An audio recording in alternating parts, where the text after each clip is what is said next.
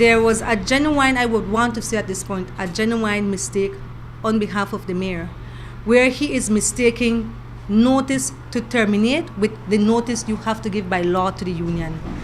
In terms of notice to terminate, really, they have a provision, I think in section 37 that he keeps quoting, where we never disputed whether they complied with at the time they told the workers or the notice they gave for termination. Why? Because you can tell someone, I'm terminating you forthwith, and so the 2 or 4 weeks notice you had to give that person, you ended up giving them money in lieu. So that's not our dispute. What it seems that the mayor does not understand is apart from when you terminate someone, when you're making them redundant and they have a union, long before you terminate those people, you have to go by the provisions of the law, which I've read over and over, and I read it to him yesterday and I explained every step to him.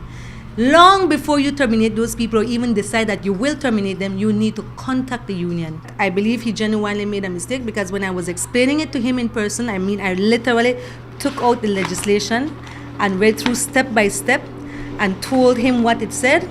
He never disputed it with me then, that's what the law says, but somewhere in his mind he's confused with the notice to the union as opposed to the notice to the workers. Of course, the mayor being who he is, and really I have to say very stubborn, when we're leaving the meeting says, I still don't think that's the meaning of that law. I will even go through all of that again.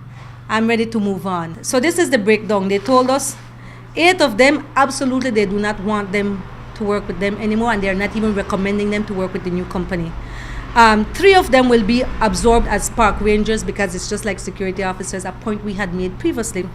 And 18 of them, they have told Hiram Longsworth that he must take. But the clincher with that is that, yes, you have these 18 people we are telling you must take, but you, the council, have not negotiated terms for them. It is now up to the persons if they want to go with this new security firm. The new security officers going over to Ranger Company will only be paid $3.50 per hour, as opposed to the $4.48 they're getting per hour at the council at this moment. And their work time will expand from an 8-hour shift to a 12-hour shift. And they will not be entitled to overtime, because the way the shift is being rotated is so that one run into the other and there's no overtime. That's cost saving and so on. From a strictly labor point of view and human resource management point of view, that is not good news.